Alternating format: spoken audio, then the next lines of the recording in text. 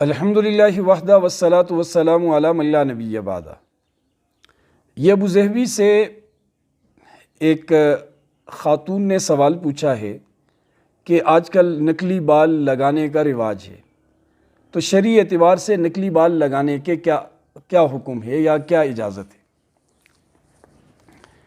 دیکھیں، حدیث پاک میں بہت سارے الفاظ ایسے آئے ہیں جن کا مفہوم یہ ہے کہ مصنوعی بال لگانے والی اور لگوانے والی دونوں پر لعنت کی گئی ہے۔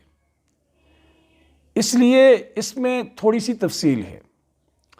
ایک یہ ہے کہ آپ جو بال مصنوعی بال لگا رہی ہیں وہ اگر انسان کے ہیں کسی دوسرے انسان کے تو یہ ناجائز ہے، وہ خنزیر کے ہیں تب بھی ناجائز ہے۔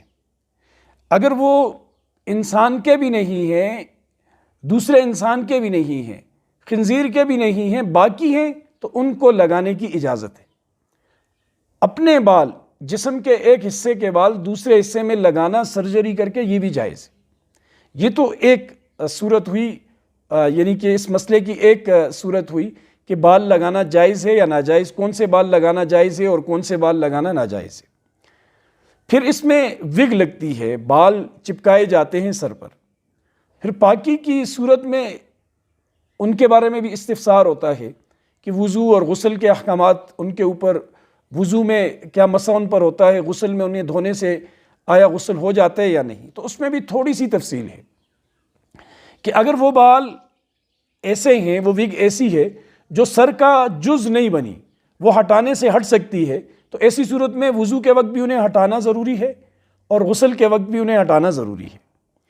اور اگر وہ جسم کا جز بن چکی ہیں، ایسی چیز سے چپکائے گئے ہیں، لگائے گئے ہیں کہ وہ ان کا ہٹانا اب ناممکن ہے، تو ایسی صورت میں ان پر آپ مسح بھی کر سکتے ہیں اور غسل کی صورت میں آپ غسل بھی کر سکتے ہیں۔ یہ کرنا جائز ہے، یعنی بال لگانا جائز ہیں، انسان کے نہ ہو، دوسرے انسان کے، اور خنزیر کے نہ ہو۔ اپنے بال بھی لگا سکتے ہیں اور انسان اور خنزیر کے علاوہ بال بھی آپ لگا سکتے ہیں۔